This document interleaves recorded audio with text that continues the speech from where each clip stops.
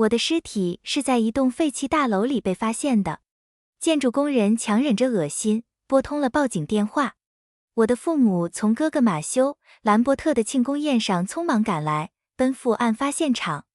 现场勘查员切斯特·福特皱着眉，示意他们戴上口罩。我的父亲大卫·兰伯特是警方特聘的顶级刑侦专家，母亲斯特拉·齐默则是贾斯珀市的首席法医。即便见过无数凶案现场，看到我的尸体时，他们还是忍不住瑟缩了一下。盛夏的酷热中，我的尸体已经严重肿胀，脸部被砸得面目全非，血肉模糊，完全无法辨认。全身上下布满伤痕，脖颈处仅靠一丝皮肉连接着头颅，腐烂的恶臭弥漫在空气中，令人窒息。母亲闭上眼，深吸一口气，戴上手套，开始初步尸检。她望着我的尸体，眼神中罕见地带着一丝怜悯。生前，我从未被她如此温柔地对待过。我紧张地看着她取下我手上那枚沾满血迹的戒指。这是我为家人定制的同款戒指，可当初马修的戒指不合身，父母却狠狠责骂了我：你总不安好心，故意想害你哥哥。伊森，就算你是我们的亲生儿子，马修也已经在这个家待了18年，他永远比你重要。他们愤怒的呵斥仿佛还在耳边回响，但我始终相信父母是爱我的。他们一定会认出我送的礼物吧？可母亲的神情毫无波澜，只是吩咐助手卢比·戈麦斯将戒指放进证物袋。我不该抱有期待的。在他们心里，我从未真正存在过，哪怕我是他们的亲生儿子。姐姐艾米·兰伯特曾告诉我，当年我被绑架后失踪，父母找不到我，才收养了马修。他说，我永远是他们最疼爱的儿子。可当我回到家，这里早已没有我的位置。在自己的家里，我反倒像个闯入者。勘察完现场，父亲叹了口气，问母亲，这具尸体情况如何？母亲摘下手套，揉了揉紧锁的眉头。死者年龄约20岁，初步判断死因是割喉，死前很可能遭受了长时间的折磨。作案手法残忍，社会影响恶劣，必须在媒体大肆报道前尽快破案。父亲点燃一支烟，猛吸了一口，神色凝重。死后，我依然在给父母添麻烦。切斯特提醒他们，凶手还没抓到，你们在家要格外小心。家里有2个儿子，别让他们晚上出门。母亲语气不耐，马修一向听话，管不住的是伊森。切斯特是父母的老朋友，对我们家的情况了如指掌。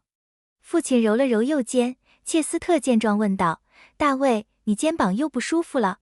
父亲摆了摆手，没事，贴了片伊森买的止痛贴。话未说完，他突然顿住了。那个被他们称作叛逆的儿子，其实一直记挂着他们的健康。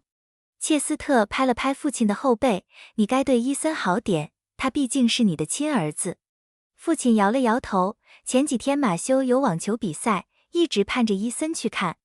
可伊森接了电话后就没了踪影，马修担心弟弟，最后只拿了第3名。伊森都好几天没回家了，说不定在外头早就死了。不是自己养大的孩子，就是不成器。听着父母的抱怨与指责，我心底一片冰凉。爸爸妈妈，不是我不想回家，我只是再也回不去了。你们口中那个不孝子，在你们去看马修网球比赛的那天就已经死了。我的尸体此刻就在你们眼前。第2章，案件通报会上，听完母亲的尸检报告，在场警员全都面色凝重。我的死状太过惨烈，根本无法通过面部辨认身份。抛尸的废弃大楼并非第一案发现场，这无疑大大增加了破案难度。父亲吩咐警员们对尸体发现地周边展开排查，寻找可疑踪迹，让法医重新尸检，看看能不能有新发现。DNA 样本尽快送法医实验室检测。留下这句话，他便带着团队匆匆离开，只留下母亲处理后续。他们对这具尸体的关心远比生前对我的多。母亲曾轻抚着马修的头发说，法医是一份崇高的职业，为死者发声是重要的使命。我看着马修点头附和，可母亲一转身，他就嫌恶地擦了擦头发。那次我忍不住扇了马修一巴掌，父亲却罚我剃了光头。如今，母亲轻抚着我的头发，眼中带着一丝伤感，轻声说：“死得这么惨，他的家人一定很心痛吧？”我苦笑着，我的家人或许会为我的死感到庆幸，或许只有艾米会有一丝难过。母亲戴着手套的手抚过我的后背，那里有一道巨大的烧伤疤痕，是我被绑架时留下的。当年他们接我回家，我换衣服时，母亲看到这道疤，脸上满是惊讶，还带着一丝嫌恶。“你后背上这是什么？真恶心，别吓到马修。”现在他能通过这道疤痕认出我吗？我紧张地咬着唇，额头渗出冷汗。可下一秒，母亲便轻描淡写地说：“这不是近期造成的伤。”突然，卢比轻呼一声：“斯特拉医生，死者胃里有一张纸。”母亲眼睛一亮，接过纸张，叹了口气，胃酸已经把它腐蚀的差不多了，后续让现场勘查组试试能不能还原吧。就在这时，手机铃声响了，是马修最喜欢的歌。母亲立刻摘下手套，快步走到走廊，语气温柔又宠溺：“宝贝，怎么了？妈妈在工作呢。明天。”母亲顿了一下，咬牙说道：“我和爸爸一定去给你加油。艾米出差，赶不回来了。”马修欢快的声音传来：“爱你妈妈。”我真希望伊森能来看着我的比赛，有他支持我，我肯定能赢。他不来也没关系，他不喜欢我也正常，毕竟这么多年，我霸占了你们所有的爱。虽然我和马修一直不和，从我回家那天起，他就总在暗中陷害我，可在父母面前，他总装出一副和我手足情深的样子。凭我的经验，母亲接下来肯定要指责我了。果然，母亲的语气骤然尖锐：“你才是妈妈的宝贝儿子，伊森算什么东西？他在家里偷东西，还背地里欺负你，根本不配做我的儿子。你放心，就算他摔断腿，我也会让他爬着去看你的比赛。”马修开心地笑了：“爸爸今天给我打电话，让我注意安全。妈妈，你要是有空，也提醒一下伊森吧。你管好自己就行。只要伊森不死在我面前，他爱干什么就干什么。”母亲提起我时，永远是这般不屑。或许是因为他们找回的儿子没有被好好教养，不符合这个家的标准。即便找回了我，他们也不肯给我改回兰伯特这个姓氏。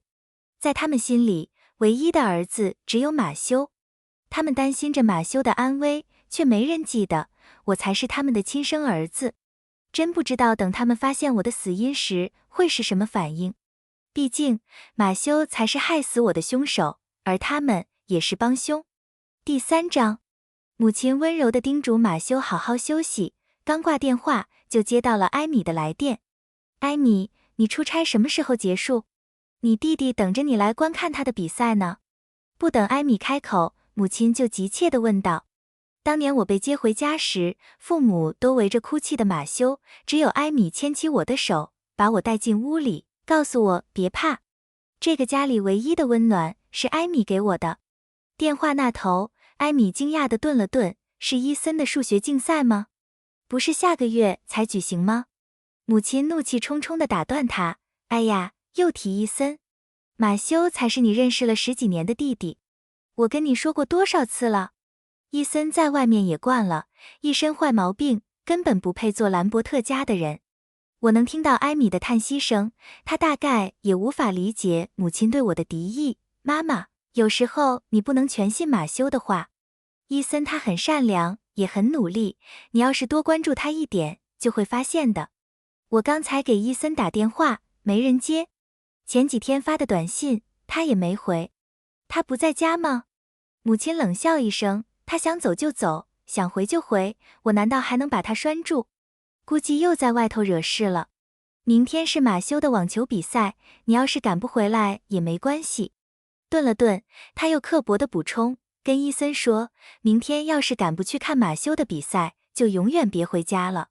说真的，他不在家才好。”艾米还想替我辩解，母亲却冷冰冰地挂断了电话。父亲恰好走进来，看到母亲气冲冲的样子，问道：“是案子的事？尸体那边有难度？”母亲摇了摇头：“抱怨道：“不是尸体的事，又是伊森。”他大概给艾米打电话诉苦了，现在艾米也跟着他一起装失踪。父亲重重地叹了口气：“我们这么忙，他还净添乱，太不懂事了。我现在就给他打电话，好好说说他。”可每次拨打电话都直接转入语音信箱。白眼狼，早知道当初就不该找他回来，只会给我们添麻烦。一旁的切斯特听到了他们的对话，叹息道：“当年伊森被绑架，你们俩可是请假1整年去找他，现在他回来了，反倒成了你们的仇人。”我咬着唇，心里满是苦涩。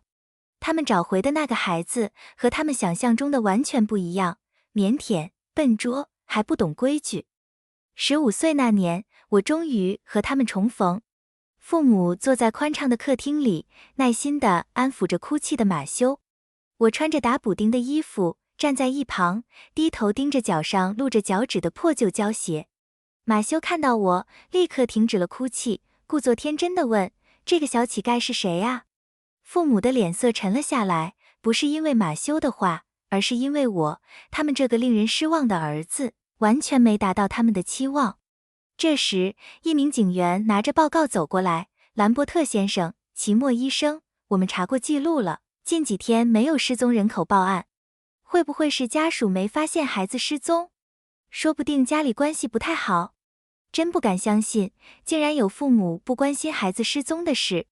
听着周围人的议论，我心中涌起一阵难以呼吸的酸楚。父母在为受害者家属没有及时报案而担忧，对他们充满同情，却从未想过我失踪的这些天是否安全。当年我被绑架，他们愿意放下工作四处寻找，可现在我的失踪在他们眼里只是博取关注的把戏。或许当年被找到后，我就不该回到兰伯特家。这里是马修的家，从来不是我的。那些他们最在乎我的时光，早已被马修取代。本该属于我的爱与关怀，再也不会降临到我身上了。